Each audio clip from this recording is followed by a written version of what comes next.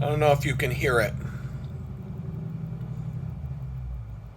I might have caught it before the end, but it was quiet in here all morning while I was filming that video. Then I go and sit down in front of my computer to work. As soon as my hands touch the keyboard, and the whole fucking wall starts shaking and all this fucking bullshit because the neighbor had to start up their loud ass Mustang that literally shakes the entire house from floor to ceiling while that thing's running in their driveway. And it's like, you can't concentrate on anything with these loud ass noises coming through the walls. And I'm just like, it's just, at this point, it's God telling me, if you don't pack your shit and get the fuck out, I am going to just make it so miserable that you'll be forced to do it. So, we'll see what happens next. What's going on, everybody? When you see me sitting in this chair, it means I'm down to work. I've got some purpose today. I've got some things I'm trying to get done. I've accomplished a bunch. I got a lot more to do.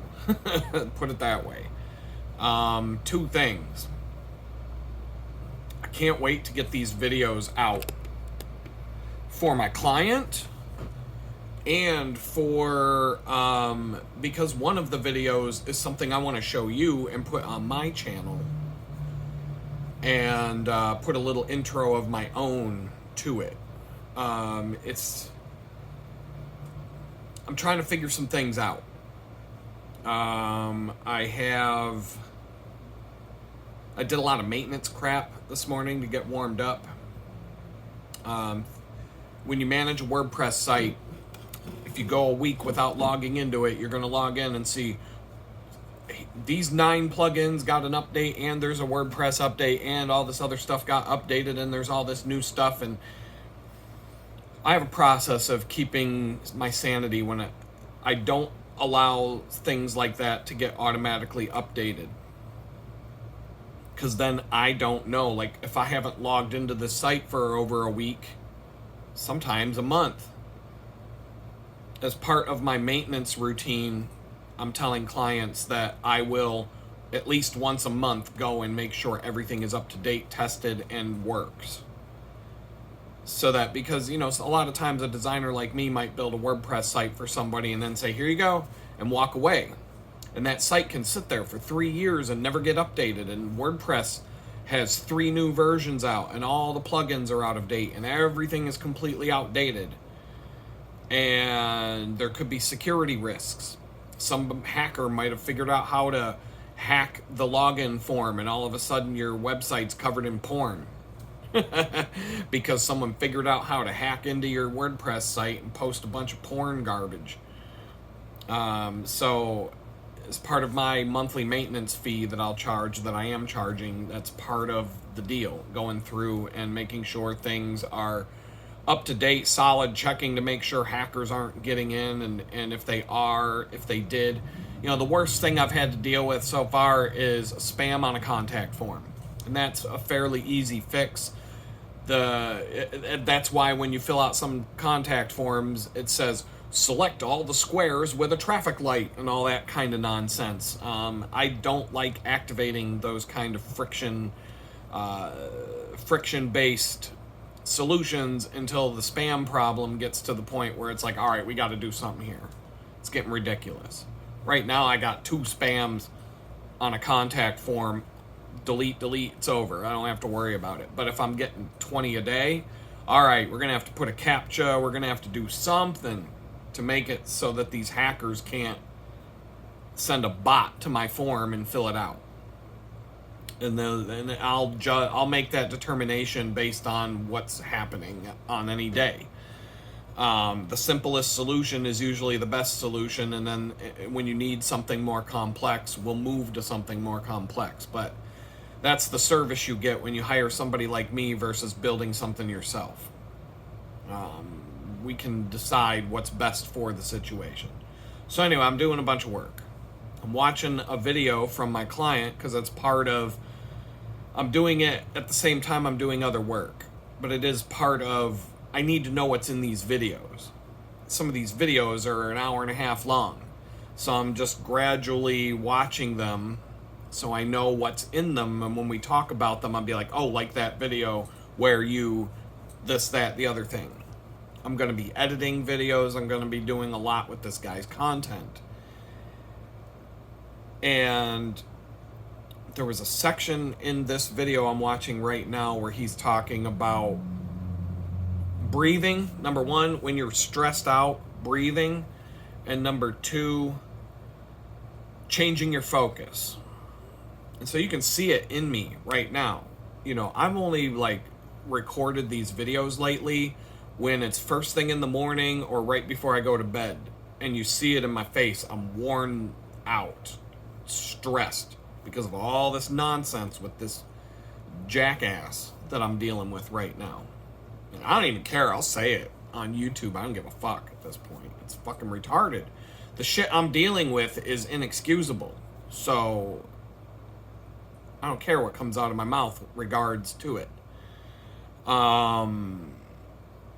But it's toxic. And I was telling my client today, I'm like, yeah, I'm watching one of your videos and you talked about A, breathing, 2, change your focus. Well, my Garmin here, I'm telling you, it does this on occasion, but over the last couple of weeks, it's doing it a lot.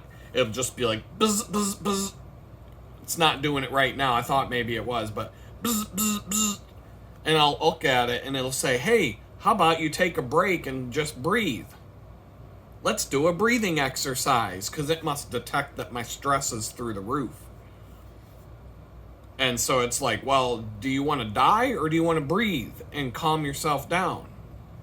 So yesterday I actually did the breathing exercise. And it actually helped. But the second thing I was doing was changing the focus. And my biggest problem, and I shared this with my client, he's a cool dude. You know, we're friends now. I can say this.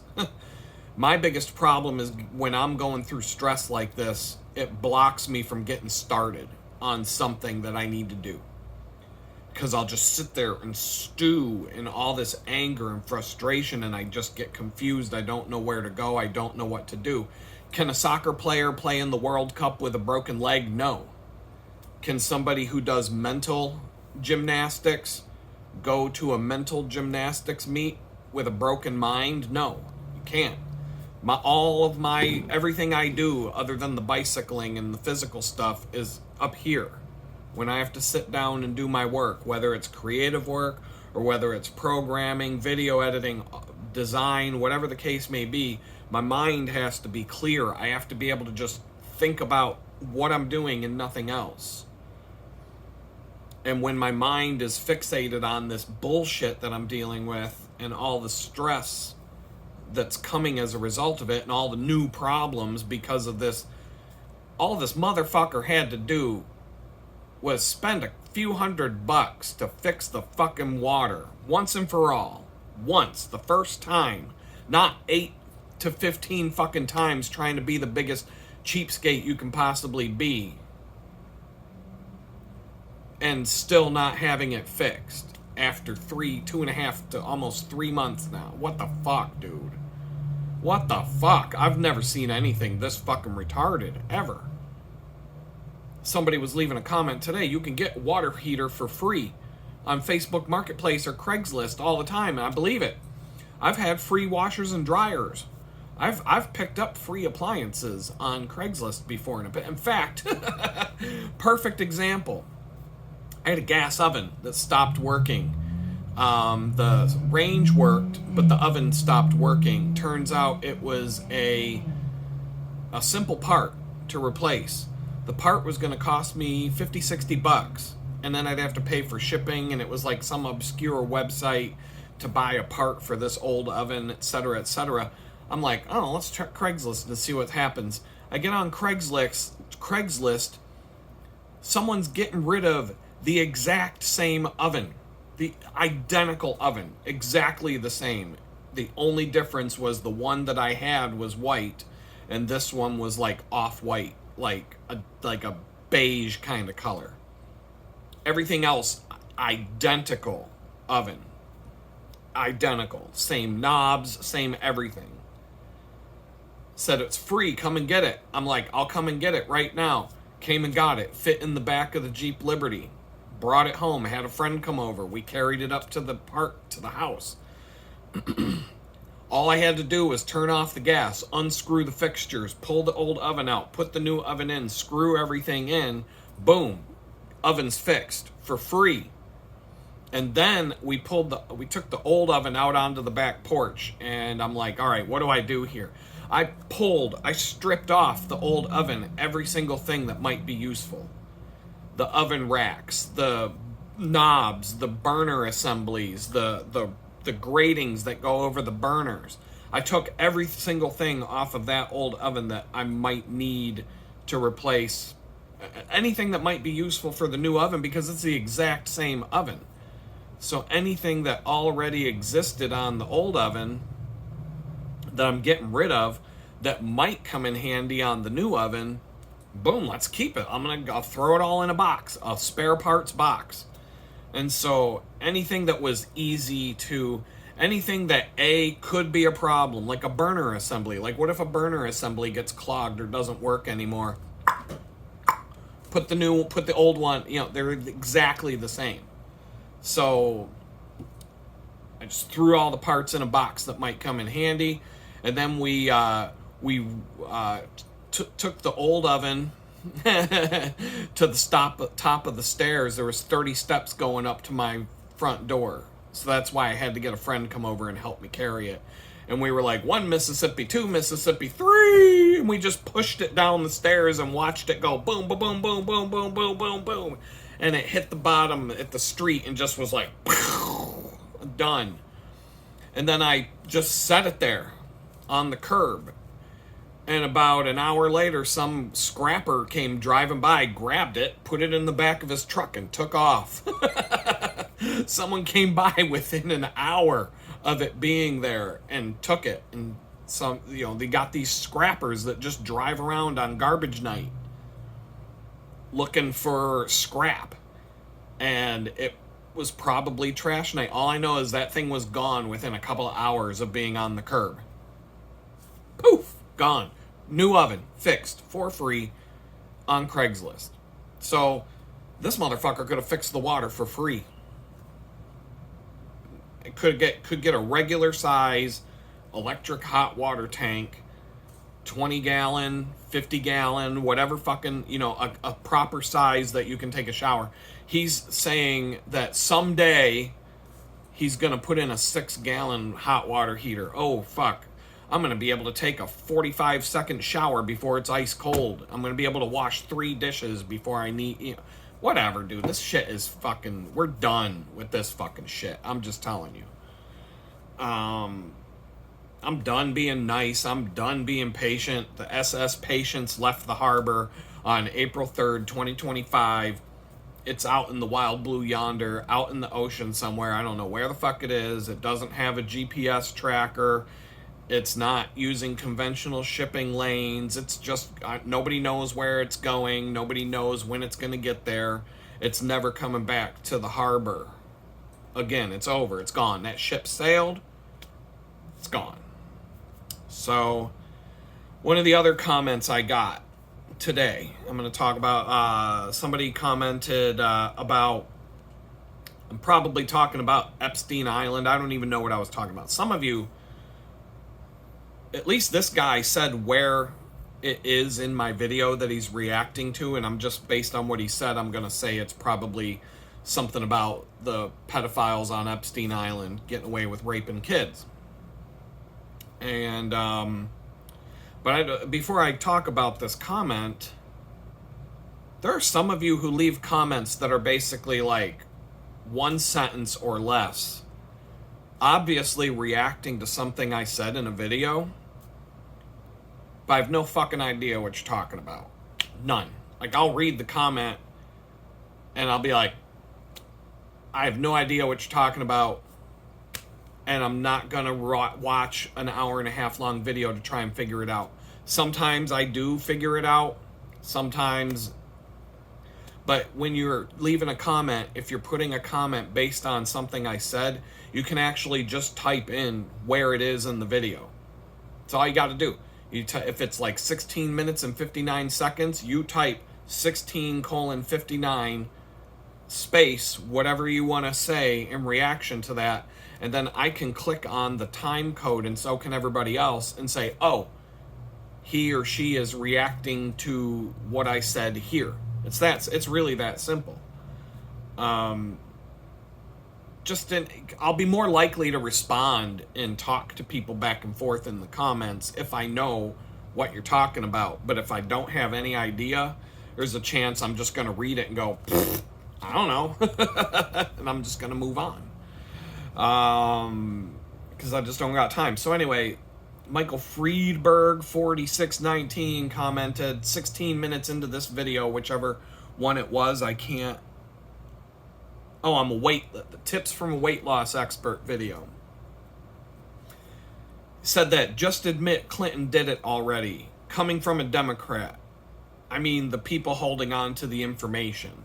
Basically just let us know who raped the kids.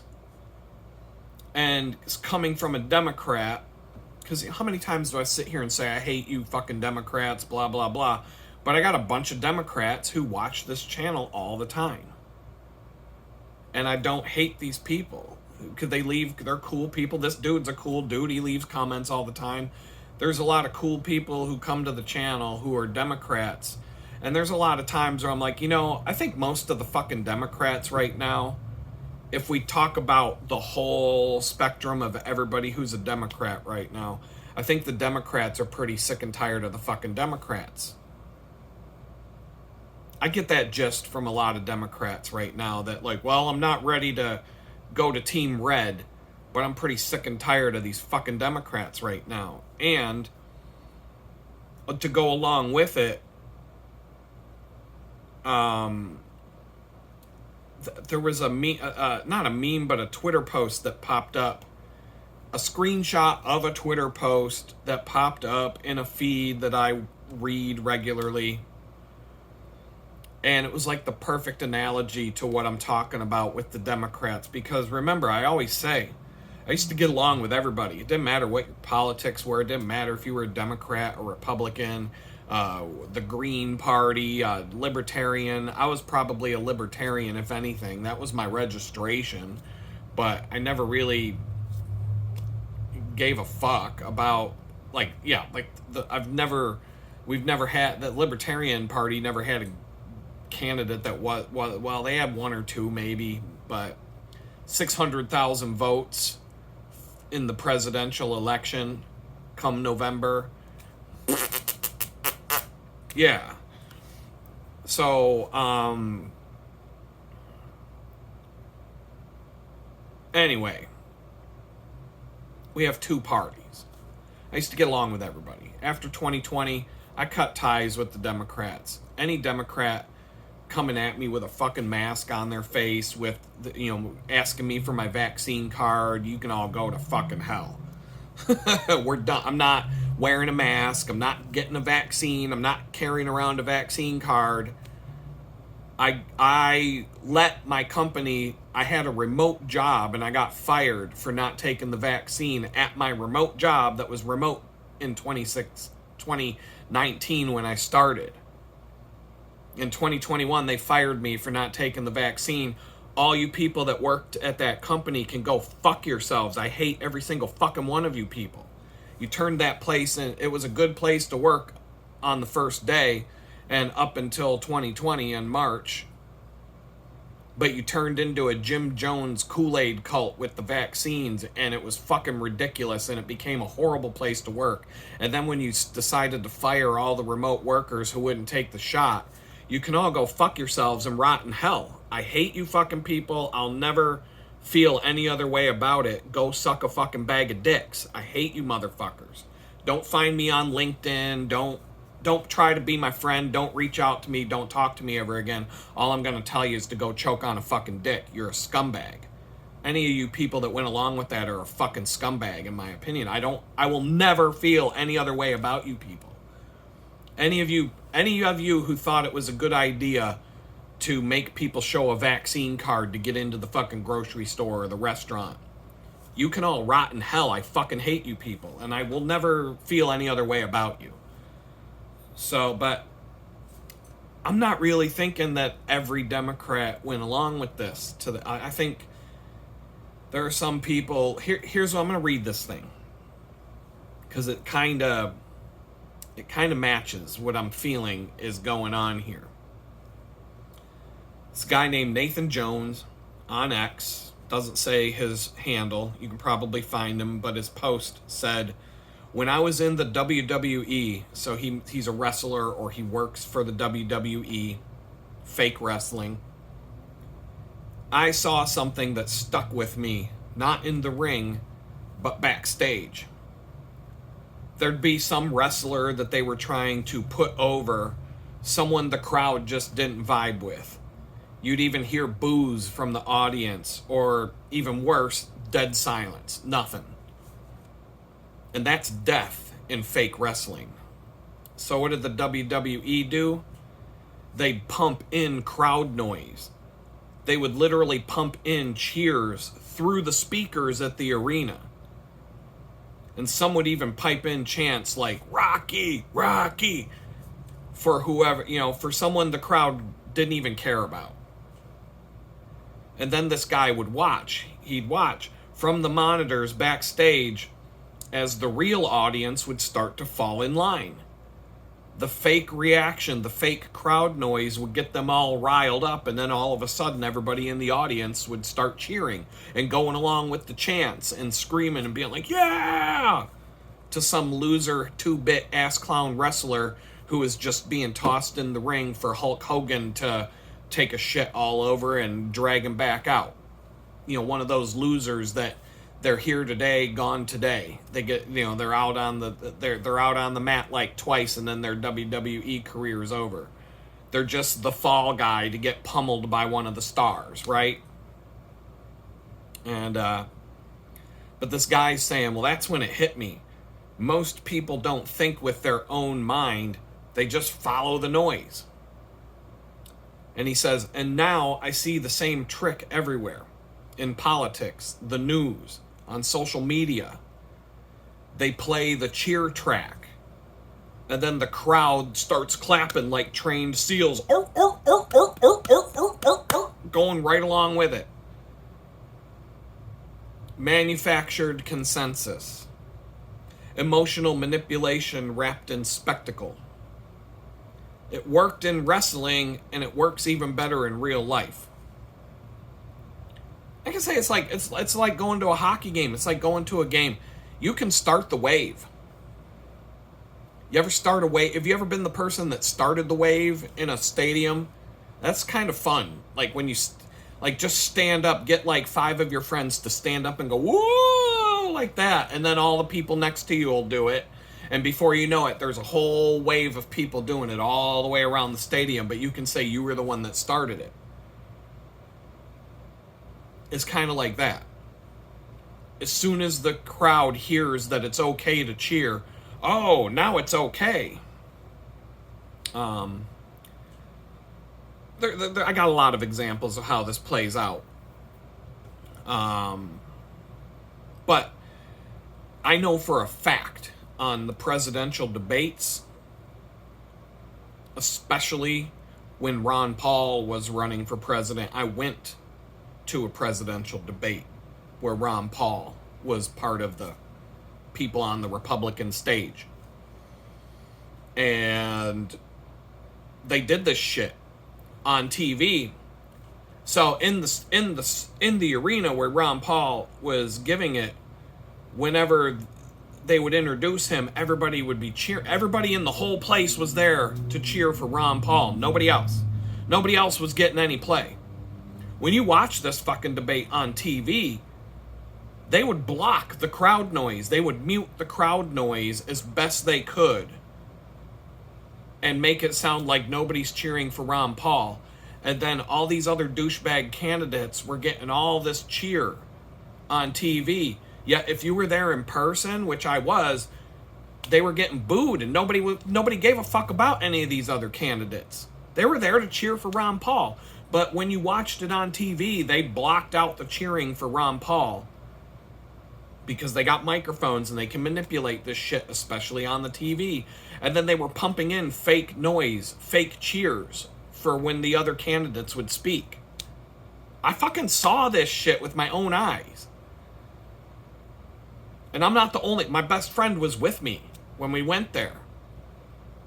Like, our throats hurt because we were yelling so loud. Ron Paul! Ron Paul! Like, everybody there. I met a fucking cool chick in a Ron Paul t-shirt, and she was hot, and she sat next to me, and she was, like, trying to get with me that night. And I kind of got... I don't know, I got a little bit blocked. Not... Long story, but I could have went home with a really hot looking Ron Paul chick who was sitting there screaming with us, Ron Paul, Ron Paul. I'm like, I got a hottie in a Ron Paul shirt sitting right next to me who wants to come home with me. Come on, homie, hook your brother up. It didn't happen. It didn't. I got her number. I got her contact info. We would text it back and forth. We got to know each other a little bit, but it was a 4-hour drive between us, and it just never like came to be. But I was in Baltimore that night, just saying, meet a hottie in a Ron Paul shirt. That don't happen very often. But the whole entire arena was there. Nothing but Ron Paul shirts. Outside the arena, nothing but Ron Paul signs everywhere you fucking looked. Yet you watch it on TV, and they had you believing that nobody gave a fuck about Ron Paul, and everybody's there for, like, John McCain. Yay! Well, John McCain didn't even go to that debate. But all the other fucking losers that were on the stage were on TV, they were getting cheered. In the arena, they were getting booed. I've seen this shit. I watched it. I've been there. I went to the inauguration the second time George Bush got inaugurated. What they showed you on TV was 100 and 1,000, 10,000 times different than what was in reality.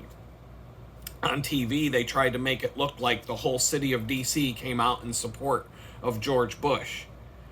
On the street where I was actually there, every single person who you saw was there to protest him. and they were throwing snowballs at Dick Cheney when he drove by in the fucking limo. All kinds of crazy shit happening all day. They did all kinds of shenanigans that day. I got some of it on tape. I got video of the cops beating the shit out of people. All kinds of... I don't even know where that footage is now. That's all fucking lost. Who knows where. I might actually have it somewhere, but it's going to be on a DV videotape. I don't even know how to get the video off of a DV videotape anymore. Shit's gone. I don't know. Maybe I'll find, some of that was backed up to DVDs. I don't even have a fucking DVD player anymore. So, all I'm saying is I've seen this play out. This whole concept of pumping in the fake crowd noise to get the crowd all riled up. The crowd wasn't into this shit before we pumped in the crowd noise. So what the Democrats are doing right now, they're trying to say all Democrats have to have their pronouns on their LinkedIn profile, and a he has to be a she or a they or a them or an X or whatever. There's 50 different fucking genders, and every Democrat believes in it. They get the most retarded fucking scumbag assholes, the most whacked out mental nut jobs that they can find to get on the news and tell everybody this is what a Democrat is now. And there's probably a whole bunch of regular people who just happen to be Democrats looking at this. Who's this fucking... Why are they dragging out this fucking retard parade and tarnishing all of our reputations for being Democrats by saying that if you're a Democrat now, you're a man running around in a dress with your dick chopped off, putting on a bunch of fucking makeup to go molest kids at the fucking library for drag queen story time. And that's what... And I'm going to fly to El Salvador to try and get an MS-13 gang member released from the hellhole prison down there who's a terrorist who beat the shit out of his wife, who is involved in human trafficking and all those other things, and now he is a national hero for the Democrats? Or how about this fucking dude in Houston that stabbed a kid, and now he's got like $500,000 on his GoFundMe page. His mama just bought a brand new Escalade. He just got released from jail by some crooked ass judge here in Houston. He's going to be the Kyle Rittenhouse of the left. He got away with stabbing a motherfucker. I went to prison for 2 years for mean tweets.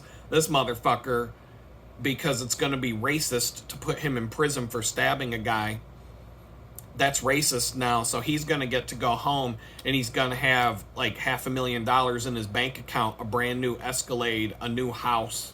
He's going to be able to move. This motherfucker who stabbed a kid is going to be able to move to the Woodlands and have a beautiful home in the Woodlands suburb of Houston with a brand new Escalade and all this other shit. Like, how the fuck do I get paid? How do I get a brand new house in the Woodlands and a brand new fucking, top of the line Jeep Wrangler all decked out? How do I get to stab somebody and make a fortune off of it, stay out of jail, get paid like a motherfucker? How do I qualify for that? Because I got put in prison for 2 years for mean tweets. But this fucking kid, he could stab a motherfucker, walk out of the jail on bond. He's not going to get convicted. We know this already. So far he's got $500,000 on GoFundMe, brand new Escalade. They're looking at a new house in the Woodlands. This motherfucker's going to be living rich. He's going to be living large. He's probably going to get a rap career out of it. He's going to have a rap album that makes him $10 million. He's going to get to go, whoever took over P. Diddy's parties, he's going to get to go to those parties and bang little kids and all this shit. You watch. That motherfucker is going to be a celebrity at some point. All because he got to stab somebody, and now he's getting paid for it. So, you watch. All because they pumped in the crowd noise over the speaker, and the crowd that wasn't into this kid, now they're all cheering for him and rooting him on. Giving him $500,000 on GoFundMe in the first week. This kid's going to be able to fucking live off of GoFundMe for the rest of his life. The money will just keep pouring in. This is so fucked up. But anyway, that's the observation that I made. Number one, breathe. Garmin's going to be telling me to do that any minute now. Especially when I'm talking about this shit. Garmin's going to be like, I'm listening to all this fucking dumb shit outside. These giant fucking speakers in the trunk of someone's shitty ass car falling apart, rattling the fucking house like this,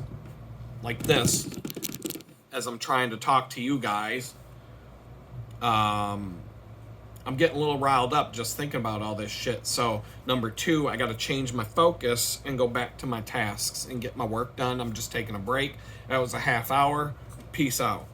What's going on? It's your boy Adam. Can't swear for another... Alright, now we're good. Okay, now I can say whatever I want. I think it's the first 7 seconds you're not allowed to swear. I can't keep track of it all right now. Just the general update, no notes, swinging from the hip. Whatever comes to my mind, comes to my mind. I buckled down today. I had the most energy today so far out of the whole week. Getting my hair cut really made a difference. It's a small thing, but it really, I noticed a big shift in my energy just getting that heat blanket off of my head. My hair is so thick, it's like a beaver pelt.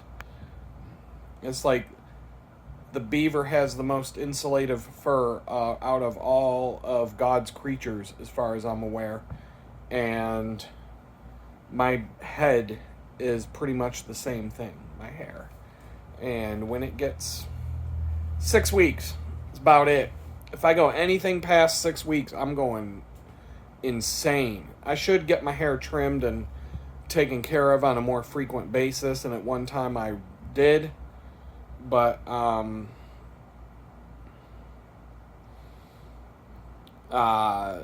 it's just I'm a busy guy. It's just I just forget, and I probably should. I do try to put it in my calendar to like 6 weeks. Put a reminder like, hey, it's time. But usually when I get past that 6 week mark, I know there comes a week where I start saying to myself, man, you need to get your hair cut. You need to schedule a haircut. And then there comes a time where I'm like, I can't go one more day. That was this week.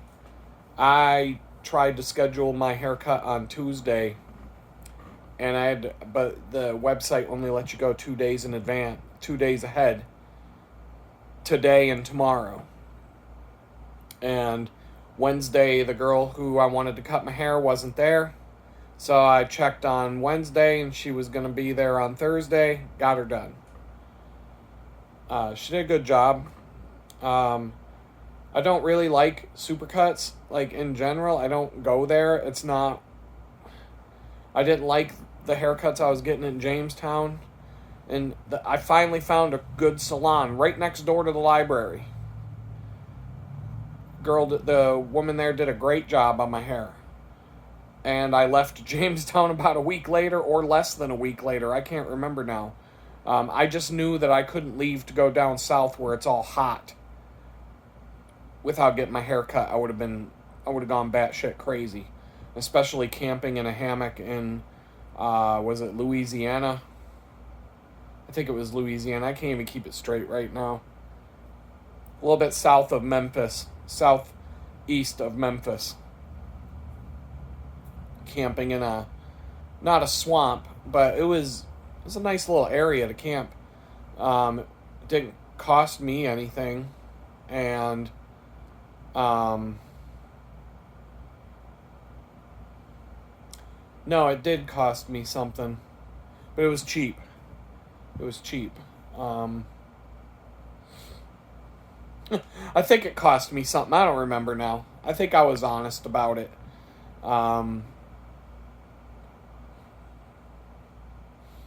Anyway, got it done. And the hair, it made a difference. Today, I felt a little sluggish this morning. But I got started at a good time. And I worked all through. I worked until about, 9:30. From like noon to 9:30. I don't know what I did before noon. I think I did some stuff. I did a couple of chores. I didn't really dig in deep to get my work done until about noon. But I worked until 9:30, so. And I took a few breaks here and there, but I got about 7 billable hours plus an hour or so of 7 billable hours plus about an hour of a couple other things that were productive that I marked on my timesheet that were productive things, but I don't get paid for. I made some food, washed dishes, filtered my cold brew coffee. I've got 2.5 gallons now of cold brew coffee. Plenty. I'm actually going to take a carafe tomorrow, I think, to the bakery, because I promised somebody I would bring in some of my finest cold brew, and I have a carafe that I can bring it, a stainless steel insulated carafe. That's a good amount. That if I drank that full carafe, I would probably have a heart attack and go to the hospital. So I'll bring that in. It won't just be me, I'll be able to share. We have Tres Leches cakes this week, so there will be the Tres Leches milk mixture makes great coffee creamer. So I may even just hold off on putting creamer in my own coffee and put the Tres Leches creamer in my coffee tomorrow. see how that'll taste wonderful, I'm sure. And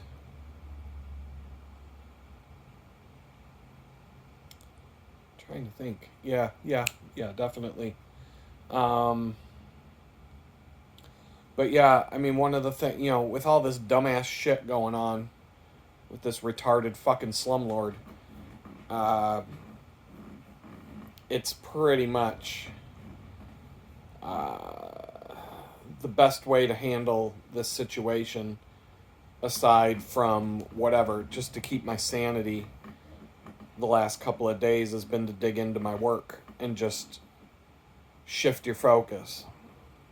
The more I shift my focus away from this and into that computer, the better the day went. I'm still out of it. I'm still shot the fuck out mentally. There's really only one thing that's going to fix that at this point, unfortunately. And I'm working on it. We'll see what happens. I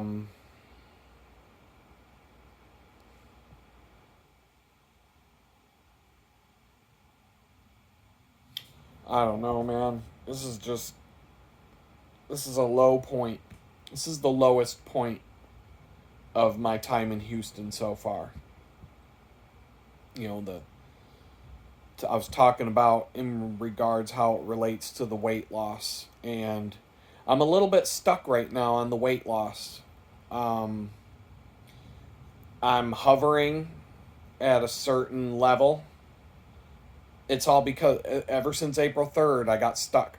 Stress is, I was talking about weight loss and how you have to eat less than you burn and you'll lose weight. That's pretty, and it applies. That's the truth.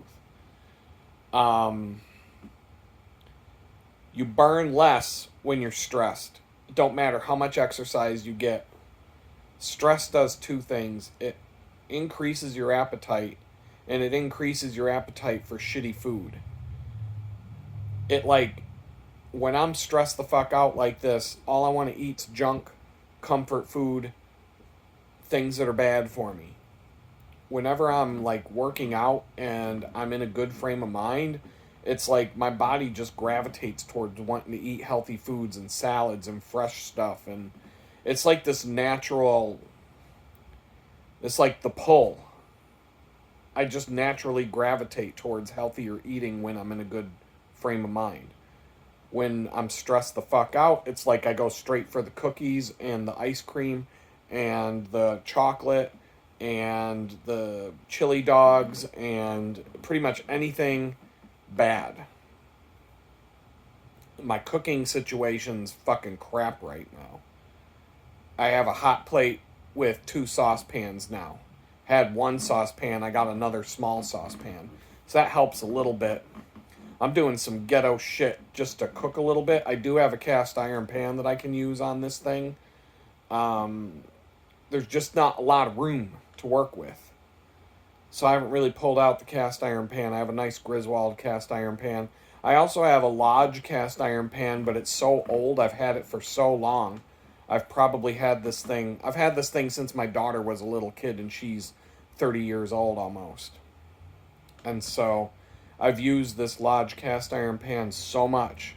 And one thing about cast iron pan, always use metal utensils on a cast iron pan. So when you use a spatula, always use a metal spatula, because over time, the surface of this Lodge cast iron's it's crap. It's not that great. It's not horrible, but it's not great. It's nothing to brag about.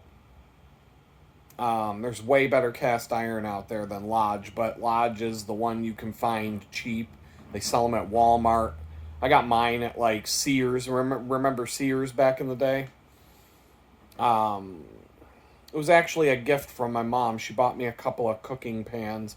One would have been awesome if it was stainless steel instead. It was stainless steel, but it had this non-stick surface, and those things are horrible for you. So Eventually, I just put that away and never used it. I should have got the stainless steel version of it, but I didn't know until I got home that it had this non-stick coating on the inside. I thought it was straight up stainless steel. That would have been awesome if it was. And I got this Lodge cast iron pan, and I didn't really like it, and I didn't use it for a long time. Every time I tried to use it, it didn't work out until I learned how to do it right. And I don't know what got me into it and how I started I don't know how I figured it all out, but I got really good at cooking with cast iron, and now that's all I like to cook with. Normally, I don't like to cook with anything else. But this cast iron Lodge pan has been used for so many years that the surface of the cooking surface is smooth as glass. It doesn't have that rough texture that Lodge pans have out of the box. Because I've scraped a spatula across that surface so many times, thousands of times over a period of probably more than 20 years, that the surface of that pan is about as smooth as a Griswold cast iron pan. And if you know anything about those, that's an old brand that is highly sought after. One of the best cast iron pans that you can buy. The company went out of business a long time ago. They're based out of Erie, Pennsylvania, but you can get them all over the country. They're very easy to find in Western PA. You see them all over the place. The further away you get from Western PA, the harder they are to find, but you'll find them. I'm sure I can find them down here in Texas. That's the best brand, in my opinion. I've got one of those that's ready to go. It's good to go. It doesn't have any issues. My Lodge pan needs to be re-seasoned. Can't do that without an oven. So until I have an oven someday, once I have an oven and a stovetop to cook on, I can cook up some bacon properly. I can basically do a proper re-season on that pan. I'll have 2 solid cast iron pans good to go. I'll be good to go. Cooking wise, yeah. But right now I ain't got shit. It's a fucking pain in the ass. And this whole situation here is just it's been just melting down since April 3rd. It's been in just nuclear meltdown mode. It's bad. So fed the fuck up with this dumb ass slumlord. And we're just gonna see what happens over the next number of weeks or whatever. We'll see what happens. It's ridiculous. I can't say anything else right now. A lot of great comments. In fact, okay, so today I got a lot of work done. I focused in on that. I got into a rhythm.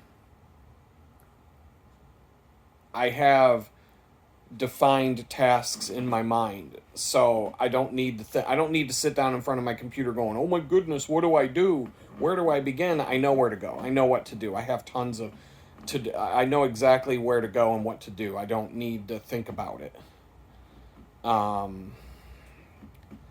So if I can just keep this focus together, even at the level it's at right now, I will be clawing back at what I need to do over the next month or 2. But it's hard, and I've got other people that want me to do projects, but I'm not even writing proposals. I'm not accepting projects until I get caught up with what I have.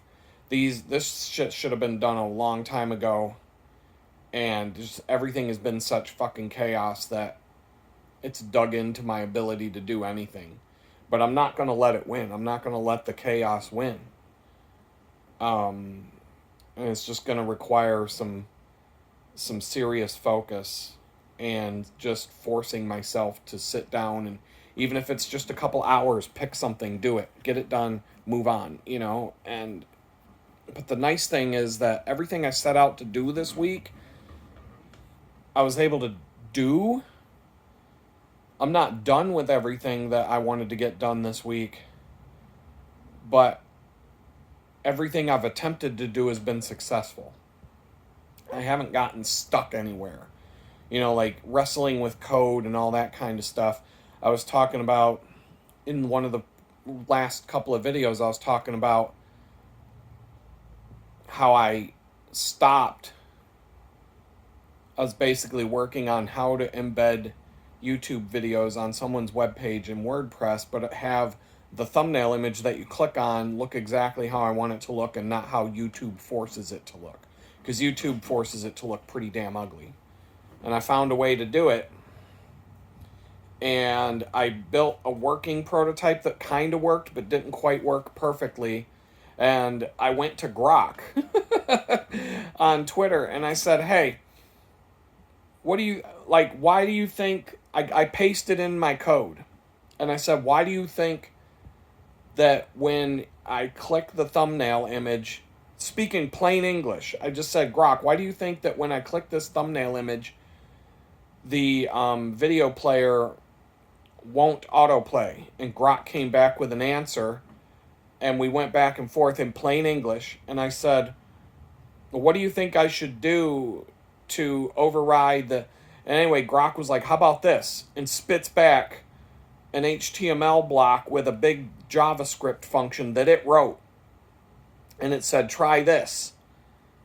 And, well, I went to try it, but it didn't work, but it wasn't because Grok did anything wrong. It was because I had to install a plugin to WordPress to be able to... And I had to mess around with it a little bit. So that's what I started with this morning when my mind was fresh. And so I had to figure out how to put this JavaScript on the page where WordPress wouldn't stomp all over it and mess up the code. I needed WordPress to leave it the fuck alone, put it in exactly as I pasted it in. And so I got that working. And as soon as I did, the code that Grok gave me worked.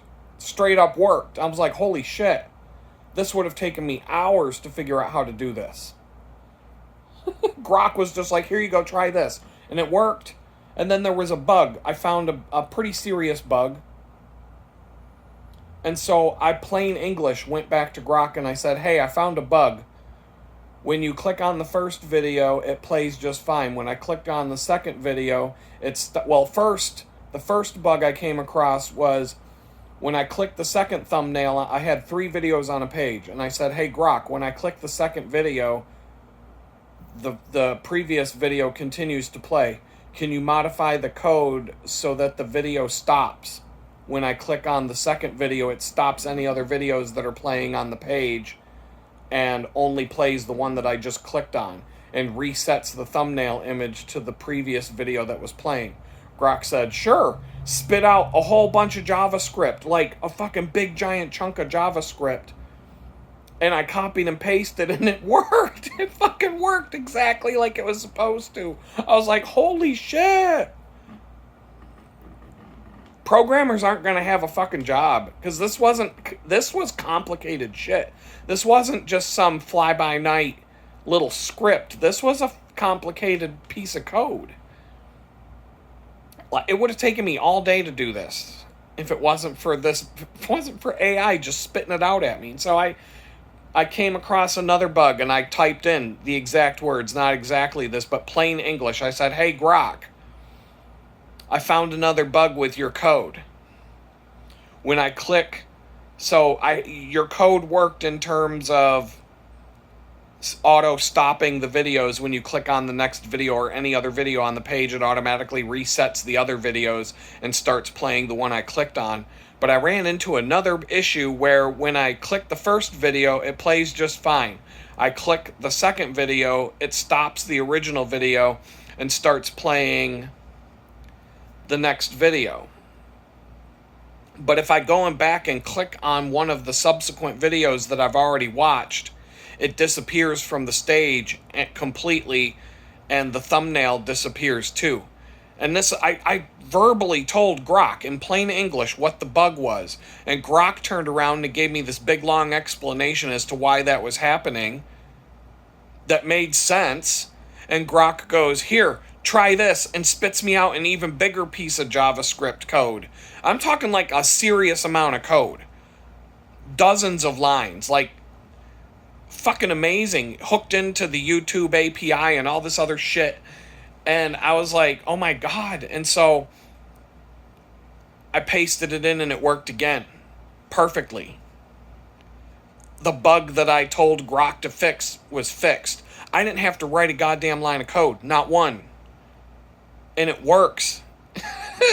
I might have to tweak a couple of things. In fact, I did have to tweak one line of code, but Grok actually gave me the reformatted code. But I had already fixed it myself, so I didn't need to copy and paste that. And it's funny because I can understand the code. I can read through it and see what's happening. But for me to do the research and to figure out how to do this myself, it would have taken me all day. All the hours that I put in today would have been spent on just that. But instead, I spent about half an hour to an hour, and it all works. It works perfect. There's a couple of little visual tweaks that I have to make, but the functionality is perfect. I'm like, this is exactly what I needed it to do. And I've tested it in different browsers. I haven't tested it everywhere, but it works. I'm confident that it's generally going to work everywhere. And I'm just amazed. I'm like, holy shit, you can literally just tell Grok, I need a JavaScript function and a working example that does this, this, this, and this, and just write plain English, what you're looking for. This thing will spit back a perfectly functional set of HTML, CSS, and JavaScript that you can just copy and paste, and it's probably going to do exactly what you wanted it to do. And I'm like, get the fuck out of here. That's pretty fucking amazing. That I can just plain... I don't even know, like, holy shit, that opens up some doors. And now, here's the thing, like, some programmer might be like, oh, you cheated, you're not a real developer, you're not a real JavaScript guy. Fuck you. A real JavaScript guy would have taken 5 hours to do this. I did it in an hour because I asked an AI bot to write it for me. It's not that I don't understand it, number one. Number two, I still had to figure out how to tie it all together and make it work. Number three, I think the reason why it was able to do such a good job is because I constructed something and fed it into the AI. It just didn't quite work right. So the AI could figure out what my intent was. And then the AI said, how about this? And it wrote something better based on what I had already proposed. And I'm like, but I'm still like, wow, this is fucking crazy that this worked. I'm like blown away that it worked.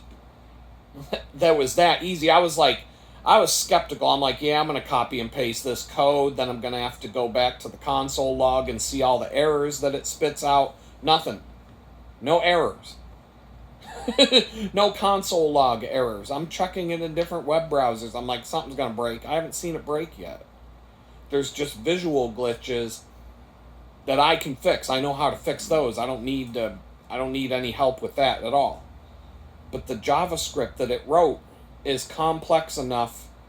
The shit would have taken me all day to tinker and debug and tinker and mess with it some more and figure out what's broken and rewrite this line and try it again and try it again and try it again. Instead, I went copy, paste. Holy shit, that worked. Like, it is going to get to the point.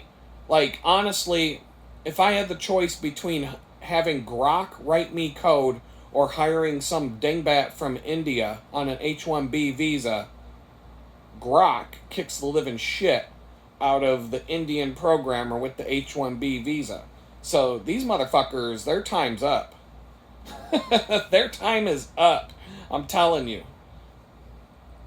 When an AI bot writes better code than people working for half price that we've imported from India, all these people are going back to India soon. I can tell you that. After what I saw today, I'm like, no, if I had asked an Indian programmer to try and figure this out, it would have taken 2 weeks, and it would have been a clusterfuck. It would have been impossible to work with or even figure out. It would have been probably 10 pages of code, and it wouldn't have the Indian guy wouldn't have even understood my English in the project brief, And so he would have probably given me something that completely didn't work. Like, Grok was like, yeah, I'm on it. Boom, here you go. Try this. It works. I'm blown away. Blown away by that. I thought this was too complicated for something like AI to figure out. No, AI was like, here, try this. It's exactly what I needed. Like, I'm just like, you gotta be fucking kidding me. I'm looking at the code, I'm like, this is nuts. I'm still gonna put it in CodePen and pretend I wrote it because technically I did. I just told a bot what I needed and the bot gave it to me. I'm going to have to tweak it and fiddle with it. It's not 100% perfect. And I think there's a few things that I can do to make it better, and I'm half tempted to say, hey, Grok, I want to make the thumbnail image fade out at the same time the YouTube video fades in, or I want the YouTube video to appear on the stage under my thumbnail image and have the thumbnail gracefully fade out instead when the video has loaded. I think I could just plain English tell it what I want, and Grok will turn around and be like, here you go, try this. Bloop. I'm serious. And it'll give me like this whole JavaScript function where it fades out the image instead of just making it disappear, but it'll wait until the YouTube video is loaded and actually on the stage underneath the thumbnail video, so that when the thumbnail image fades out, it will reveal the YouTube video underneath, and there won't be this like flash where you click on the thumbnail, the screen turns white for a second, and then a YouTube video pops up and starts playing. It'll be a little bit more visually graceful. I'm actually going to try that first thing when I sit down and be like, hey, take this code that you gave me and do this. I'm just going to see if it does what I ask. If it does, Team India, bye-bye. You're gone. Your H-1B visa just expired, motherfuckers, because the bot does a better job than you for free. Or if I go past the limit of 20 questions in a 2-hour span, I can pay, what is it, $10 a month to have unlimited use of the AI bot. Yeah, bye-bye Team India, you're gone. Your H-1B visa is expired. So, peace out, bitches. It's over for them. That's for sure. Oh my God. I don't even know. The thing's spinning through my, people keep telling me, here's one. People keep telling me in the comments, you need to write a book. I don't think I need to write a book. I think Grok can write the book, and I'll just read through it and see how it sounds. Or I'll just be like, I'll talk back and forth with the bot, and I'll have the bot do... Fuck, it's the same thing Hillary Clinton does when one of these fucking cocksucker Okay, Kamala Harris just put out a book. Or she's putting out a book. You think that dumb bimbo knows how to write a fucking book? You think she can't even write a speech? You think that dumb bimbo can write a fucking book? No. These book deals that these douchebag politicians get, it's money laundering. She did a whole bunch of dirty deeds for a bunch of people when she was vice president. They're like, when you're finally out of office and you go home, we're going to give you this book deal. We're going to hand you, $50 million. You don't even have to write the fucking book. We're going to give you a ghostwriter. They're going to write the book. You just look it over, see if it's good, whatever.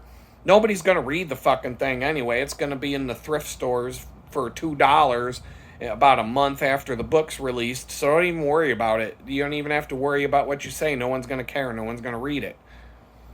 You're going to get $50 million in an advance. We're going to publish this book. It'll be on the, it'll be out in Barnes & Noble, out on the front table. They're going to make a big pyramid of your books. You'll go to a few things. You have to sign a few copies of the books. You know how to write your own name, right? You still know how, you at least know how to do that? Okay, we're good. You don't have to write anything. We'll write the book for you. We'll put your name on it. You'll get a handful of idiots that buy it. And all the rest of the books will just get donated to the thrift store, and we'll get a big tax write-off for that. And everybody gets paid. If we just give you the $50 million for the bribe, that's going to be a little bit suspicious, because we all know politicians like Nancy Pelosi and all that, they make $175,000 a year. They go into office worth, $500,000. 4 years later, they come out of office and they're worth $400 million. Wait, on a $175,000 a year salary? What the fuck just happened? They were worth $1 million at the most when they went into office. They come home from 4 years in office, now they're worth $500 million. What the fuck? That's part of how it happens. The book deal. The money laundering book deal scam. So, if fucking Kamala Harris can have some ghostwriter write a fucking book, put her name on it, put her picture on the cover, and get $50 million, why the fuck shouldn't I just have an AI bot write a book for me? Adams, I don't even know what the title is. I'm going to ask Grok what the title is. I don't know. I'm not even going to write the fucking thing. I'm just going to put my name on it. I'll read it over and be like, yeah, sounds good to me. Sure. And then I'm going to sell it on Amazon's on-demand platform or whatever. I'll have Grok figure out how to do the marketing, the promotion, all of that stuff. And I'll just sit back and collect the money. It sounds good to me. What the fuck? Why not? What if I can get an AI bot to write a bestseller book, put my name on it, give me all the credit, give me all the money, do all the marketing for me, get me on the fucking late night show circuit, get me all over, get me on the Daily Show with whoever the host is next month. I could probably get the bot to write the book in like a day. I mean, I type pretty fast. I can type, 120 words a minute or something. I can type really fast. But an AI bot can type 1,000 times faster than me. An AI bot I could probably say, write a book about this, this, this, and this. This is the gist of the story. The end. And all of a sudden I get a 500-page book sent back to me in a PDF. Here, read this. See how this sounds. Okay. And then I'll just be the editor. I'll just, I'll mark it up, send it back to the author and be like, change all this. This isn't good. This needs to be fixed, etc., etc. Before I know it, I got a book to sell. And I didn't do a damn thing except come up with a general idea for a story.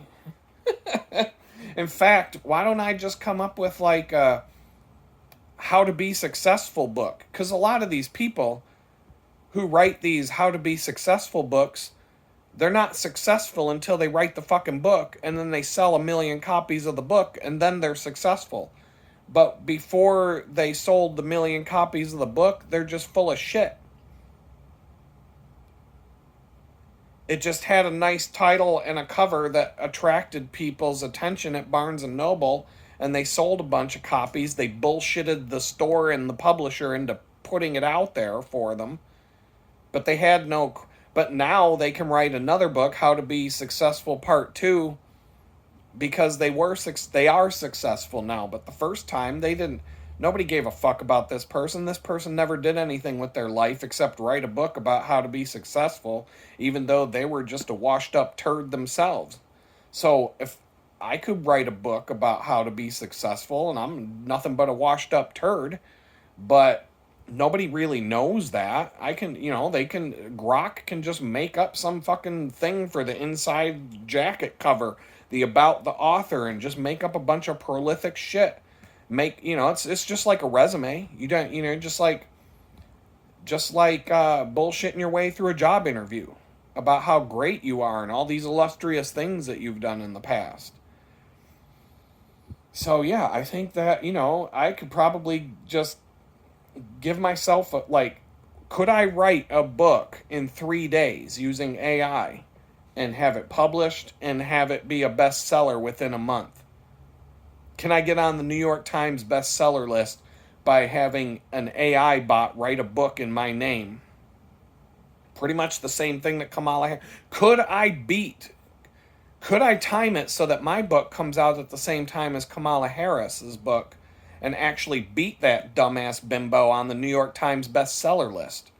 Like maybe she gets to, well, I don't even know. That's all bullshit too. The New York Times bestseller list. You notice how every book that you go and see in the store will say #1 New York Times bestseller, but it'll be like every fucking book in the store will have that on the cover. It's like, well, how the fuck did every single book in the bookstore get to be the #1 New York Times bestseller? Like, go to Barnes and Noble and collect all the books that you see that say #1 New York Times bestseller on the cover and make a pile of them and then go, there aren't that many fucking weeks in the year. How the fuck are all these books the #1 bestseller? The whole thing's a fucking scam. So why don't I just get some money out of that scam? Why don't I just fuck working? Fuck having a job. Like this, that's the whole secret to America. The more you try to do the right thing, the more this country takes a shit on you. You've got to cheat your way to the top. That's how it works in America. There's no reward for hard work in America. Never has been, never will be. Get that through your thick head. That blue collar mentality will get you nowhere in life. Believe me. I've seen it play out time and time again. The people that work hard, the people that put their head down, put their nose to the grindstone, put on that blue collared shirt and go to work, punch in that time clock. They're 60 fucking years old. They got a 10-cent raise 5 years ago. Wouldn't it be a nice piece of supplemental income to have an AI bot write a book? Fuck, have Grok design the cover. I'm a graphic designer, photographer, artist, user experience designer, you name it. I can come up with a logo and I can come up with 10 ideas for a logo, not as fast as AI does, but mine are better. I can do this all day long. And at the end of the day, wouldn't it be nice to make $1 million and have a New York Times best-selling book because I said, hey, Grok, can you write me a book? Sure, here you go. Here's PDF. Tell me what you think. And it took like 15 minutes. I just think after I saw with the code that this thing wrote me today that was handy, and that's what I'm getting at. That's an exact example of how to cheat your way to the top.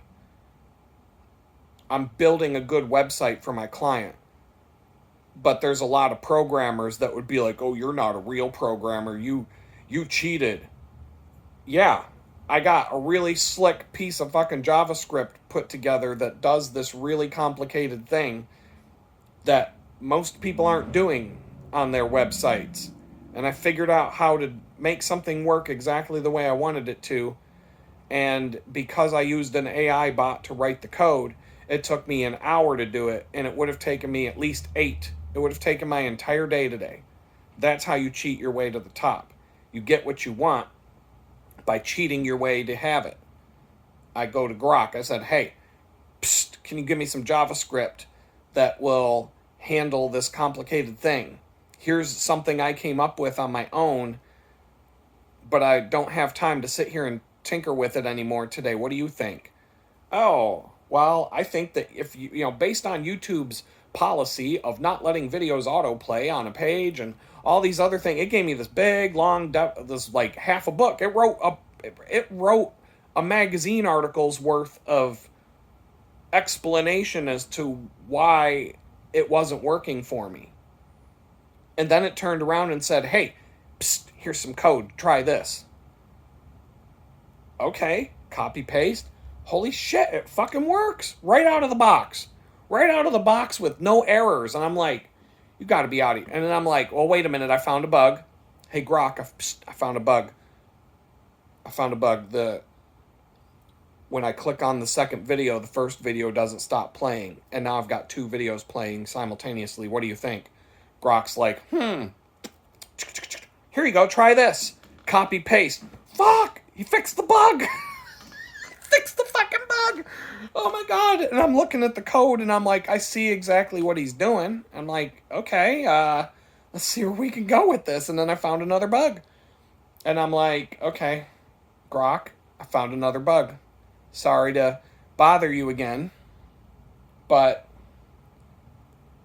when I click the second video and then I click the first video that's already played, the first video and the thumbnail image completely disappear from the screen. And Grok was like, oh, yeah, definitely. Well, here's why, and gave me this big, long explanation as to why. And then it's like, psst, here, try this. Hands me a bunch more JavaScript, and now the function is, like, really big.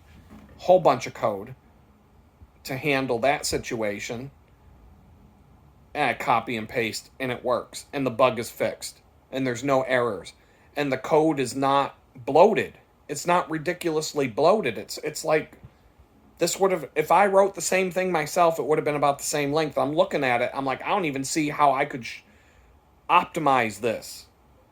It's not bloated, it's not overkill. It does what I need, but it's complicated. And then after that, I found no more bugs. Just visual glitches that I know how to fix, and I don't need AI to do it. And even if I asked AI to do it, I probably wouldn't use the code it gave me, because I'm probably better than the AI for fixing those. But I'm good.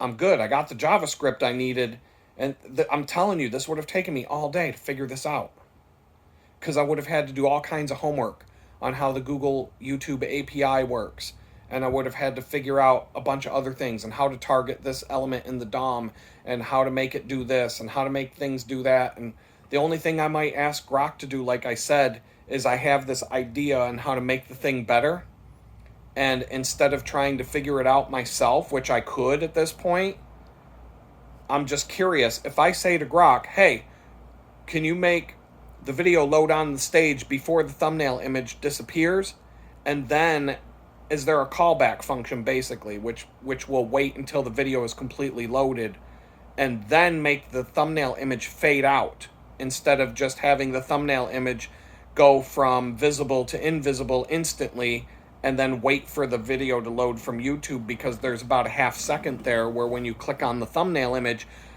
the box that it's in turns white, and then the YouTube video loads into the white box and starts playing. So can I make that a more smooth transition so it looks a little more professional? And if I guarantee you, if I worded it exactly the way I just said it to you, Grok will be like, good idea, Adam. Here's some JavaScript. Try that, and I'll copy and paste this bitch, and it'll work. I already know it'll work. I already know, because that's how I was interacting with this. I'm blown away. Because I'm telling you, I've told you stories on this website. I've told you stories on my video channel on how I had to work with programmers in Singapore. One specific story, I had to work with a group of programmers in Singapore, where every day I would hand them a set of instructions. It would take me 3 hours to put this freaking Word document together for basic things that I could do myself. I could actually do the job quicker than it took me to put together the Word document to send these dingbat programmers on the other side of the world, these third world dingbats.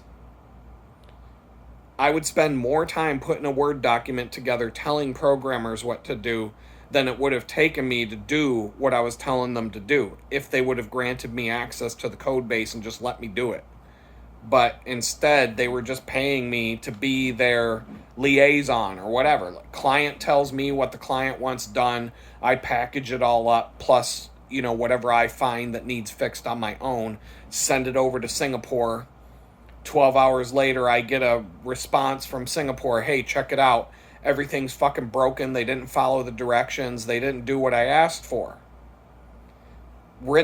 Client gets pissed in San Francisco, tells me she wants it fixed by the end of the day, but it's not going to get fixed until tomorrow morning, because my job is to send all the changes to Singapore every day and wait for them to, and because of the time zone differences and all that, it was a total shit show. And you're telling me that there's a robot now that I can just type in what I want, and it goes, here you go, try this.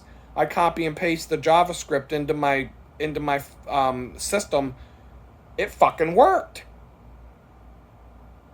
Dingbat programmers in Singapore, third world rate wages, H-1B visas in the Curry Tower at PNC Bank couldn't do the fucking job that Grok just did for me.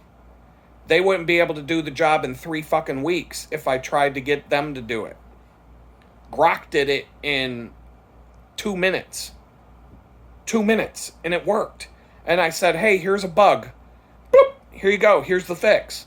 That fast, in like 5 seconds, it gave me the fix for the bug that I did. It took me longer to describe the bug in plain English than it took Grok to fix the fucking bug and send me back the JavaScript that worked. I'm like, you gotta be fucking kidding me, dude. This is nuts. This is crazy. That's if you saw what I was telling it to do and what it was giving me back. The machines are self-aware, dude. They are. But the thing is, all the H-1B workers are getting sent home because of this. This shit's over for them. I'm telling you, you're going to see a wave of... You're going to see the Indian population of America dwindle overnight. They're all going to get fired and sent back to India. They're not going to be able to find another programming job here because AI bots going to... But the problem is the AI bots are going to take all the programming jobs, so nobody in America is going to get a programming job either. I'm telling you, shit's over. Shit's over. As a user experience designer, it's probably at the point right now. As a user experience designer at the last corporation I worked for, there were 60 user experience designers on a large UX team. And I would have to interact. I had to interact personally with over 20 teams of Indian programmers, and there would have been 20 programmers on each team. So 20 times 20, that's 400 Indian programmers, and I heard that there were 2,000 of them total. But I had to work with 20 different teams of Indian programmers, 20 Indian programmers on each team, couldn't understand a fucking word they said. I would give them a mock-up, a prototype, and it's like 6 months to a year before you even get to see anything they build. Now we're at the point where I can build a prototype in Figma. I could send it to fucking Grok. Boop, here you go. Here's your web application. It's done. Enterprise level, scalable. It's all ready to go. Just install it on your server. If you need help installing it on your server, just grant me access and I'll do it for you. Like, in 5 seconds, Grok will be able to do what 20 teams of programmers from India with 20 programmers per team wouldn't be able to do in 6 months. The AI bot will be able to do it in 5 fucking minutes. I'll be able to hand it a prototype and say, this is what we want to build, this is how we want it to work. I'll give it some plain English instructions on how things are supposed to go. Maybe I'll give it a video tour. Maybe I'll FaceTime with the AI bot and be like, this is how it's supposed to work. Here's the prototype. Here's how it all looks. Here's how it all ties together and functions. And Grok will be like, oh, okay. Boom, here you go. Full enterprise level application ready to launch. Oh, did you need an iOS and an Android version of that too? Here you go. Here's an app.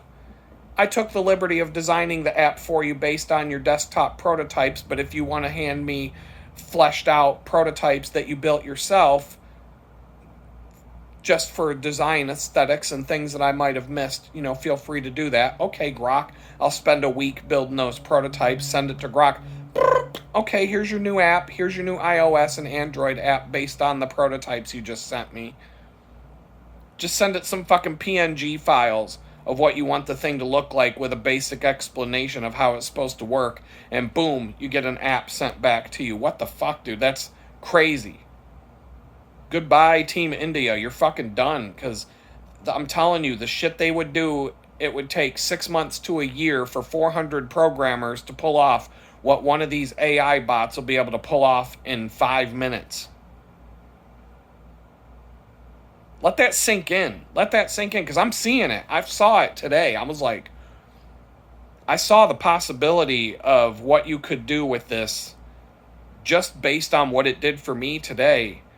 And I was like, I wasn't expecting anything other than being pointed in the right direction. I wasn't expecting to get a block of code that says, here, this is exactly what you asked for. Try it out. And it fucking worked. Wow. Wow, dude. I'm blown away. I'm blown away. Is it 100% perfect? I don't think so. But it did the job. I was able to show my client like an hour after I put it all together. I was like, "Oh, here, I figured it out. Here you go, dude." He's like, "Wow, that's cool, man." And we're all good. I didn't have to waste 8 hours of my client's money to do it. I wasted I didn't waste anything, but I took an hour instead of 8. And then I was able to take the remaining 7 or 8 hours I put in today and do other things. Here's something else I used the bot for today. I needed to write descriptions for 3 videos on YouTube and come up with search engine optimized keywords, tags they call them in YouTube. I already had good titles. In fact, I used Grok to help me with the titles. I came up with a title on my own, and then I said, "Hey, Grok, what do you think of this title?" It gave me a better title back. Or it would give me a title, and I would be like, that's almost there, but I know how to fix it. I'd copy, paste it, change the words around, and I'm like, okay, I'm good now. So it's like a combination of it suggesting something, me suggesting something, it coming back with something, and me going, "You're almost there, but I'll take it from here and fix it." And now it's what I want. It sounds good to me now. So every YouTube video that you put up has a transcript. You can go to the video description below. You can open up the button. You can hit show transcript, and it's like closed captioning. It's the whole text to speech translation of the entire video. So I copied and pasted the entire transcript from a video into Grok, and I said, "Can you give me a good video description, keyword optimized and search engine optimized for this video based on this transcript of what's in the video?" Paste. Boom, comes back with a 3-paragraph description that is almost perfect. Now, I had to put it into Grammarly, correct some bad grammar, and I also had to rewrite some things and rearrange some things, and there were some misspelled things and some, I had to pay attention to it. I couldn't just use it out of the box, but it took about 4 or 5 minutes to get a beautifully written description for each of these videos. I had 3 videos I had to do this for, plus a whole bunch of popular phrases and keywords that will help it show up in the search rankings. And YouTube is the world's second biggest search engine, Google being the world's biggest search engine. Number 2 is YouTube. More people search for things on Google and YouTube than the rest. That accounts for 95% of all, 98% of all web searches, and all the other search engines out there account for the other 2%. So that would have taken me like 4 hours. It took 15 minutes because of the bot doing it for me. That's why I'm like, okay, the bot wrote all my code today. The bot wrote all my descriptions for the videos and did a really good job. I had to go and fix it. I had to go and be the editor. I had to go and I had to actually read the stuff and, oh, that doesn't make sense. Take that sentence out, fix that misspelled word, put this name in there instead of the name it used, things like that. But it was amazing what it fucking wrote based on just reading the transcript of the video. And so I did it to one of my own videos. I said, "Here's the transcript from a video that I scheduled to go live tomorrow. Can you write me a description for this video and give me tags to put in the tag definition, to put in the tag box for search engine optimization?" And it gave me the perfect description of the video, 2 or 3 paragraphs. And I had to tweak it a little bit, finesse it a little bit. I used Grammarly because Grammarly not only does spell check, but it also looks for bad grammar, bad punctuation, put a comma here. Oh, you didn't use curly quotes there, all that. I have my own style guide in Grammarly, so it applies my own style guide, like curly quotes and things like that. But it helps me not have to, the amount of time it saved the AI bot, the amount of time that shit saved today and the amount of stuff I was able to get done today because of that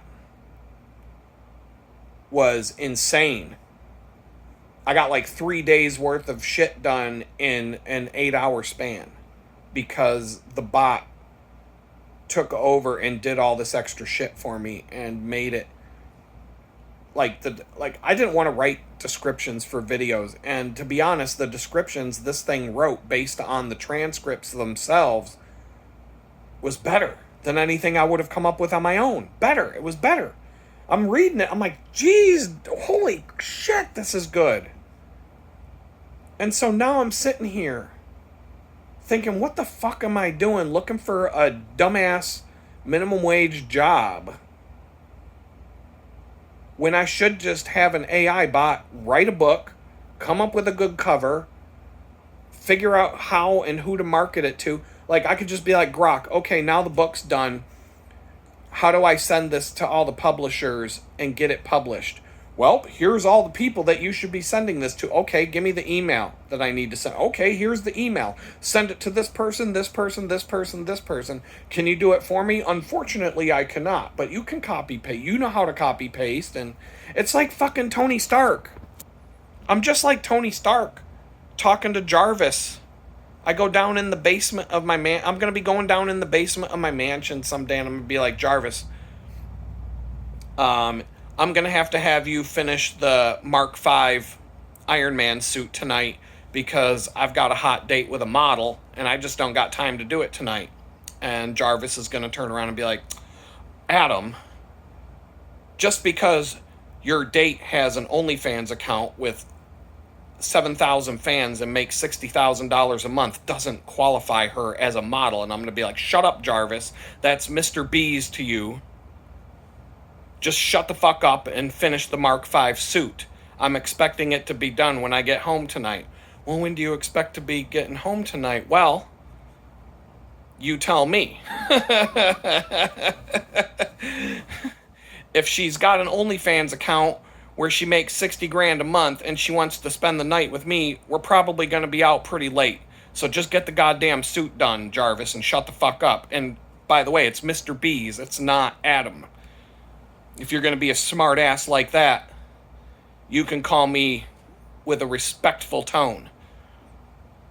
And then I'm going to come home. My house is I'm going to be locked out of my house. The robot's not going to let me back in the house. Not until I apologize. And, you know, it's going to go downhill from there. But that's basically what it is. I'm just Tony Stark telling Jarvis to finish the Mark V suit while I'm out on a date with some porn star, just like Tony Stark would be. And I expect it to be done when I get home. So I'm going to turn around and I'm going to say, hey, I got an idea for a book. I came up with it while I was in federal prison. I don't know exactly. Here are my ideas. What do you think? You think you could write the book for me? And I'll read it and tell you what's wrong with it. And then we'll just go from there. And Grok will probably be like, sure. Bing, here you go. Here's a PDF. Try it. See what you think. And then I'm like Kamala Harris. I'm just going to put my fucking name on a book I didn't write, get $50 million, and tell everybody to go eat a dick. And I'll probably do something nice for society. I'll get going on my... You know, what if I can write a book with a bot that I didn't write myself, make a fortune off of it? Now I never have to have a job again. And so to make probation officer happy, I'll start a nonprofit organization where I donate bikes to the homeless people and do that for my 20 hours, 30 hours a week that I got to report to them. I got $50 million in the bank. I can hire a team of web developers and designers and start my own design company that I run. But maybe I can start a web design and marketing company staffed with former incarcerated people that are looking for jobs, because I understand that it's impossible for them to get a job when they get out of prison, especially if you want to be a DoorDash driver. They won't even let you do that anymore. I don't know. The possibilities are endless right now. But I'm really starting to wonder, like, could I have a robot? Grok's going to write a better book than, if Kamala Harris had to write her own fucking book, that fucking dumb bimbo couldn't even write a children's book. She couldn't even write a children's book for a kindergarten level audience, let alone a book about being a fucking politician or some shit like that. She don't know anything about that. Her ghostwriter is writing it for her. Just gonna take a picture of her, put it on the cover. Like, I don't know, man. Like, what's she gonna call? What's the title gonna be? Hoes Before Bros or something like that? I don't even know. But Hoes Before Bros by Kamala Harris. What would the title actually be? Unburdened by What Has Been by Kamala Harris. One or the other. Hoes Before Bros, Unburdened by What Has Been could be the subtitle. I don't know. I'm sure they'll come up with something. Put her picture on the cover wearing a dumb politician suit with a pearl necklace and her name at the bottom. And she isn't even smart enough to read her own book. She isn't even going to know what's in the fucking book. She'll just go to some, book signing thing in a few bookstores in liberal cities where all the idiots that still have the Kamala Harris bumper sticker on the back of their car will show up at the bookstore to have her sign it. They'll be the one, they'll buy it. The rest of them are going to the thrift store. They'll be in the thrift store. If that book comes out in June, they'll be in the thrift store by the end of August. Piles of them. And every Goodwill in America will have 500 copies of that dumbass book. They won't even be able to get rid that. They won't even be able to get rid of them for 25 cents on half price day. So, why not, man? Why not? I think that's a plan. I think that's something I'm going to ask Grok tomorrow. I'm too tired right now to spend 5 minutes writing a 500-page book with an AI bot. But maybe tomorrow I got to go to the bakery tomorrow. Like, seriously, what? Do I really need to spend the rest of my life riding a bicycle 20 miles each way to go to a fucking bakery to make $10 an hour when I could just have a robot write me a book that's the #1 New York Times bestseller and just put my fucking name on it, make enough money that I don't have to work again, buy a fucking house somewhere instead of living in a fucking dump with no hot water? What am I doing? What the fuck am I doing? Like, what? I need to rethink this whole game. So I'm going to go do that while you people wait for the next video, and we'll talk again. Peace out.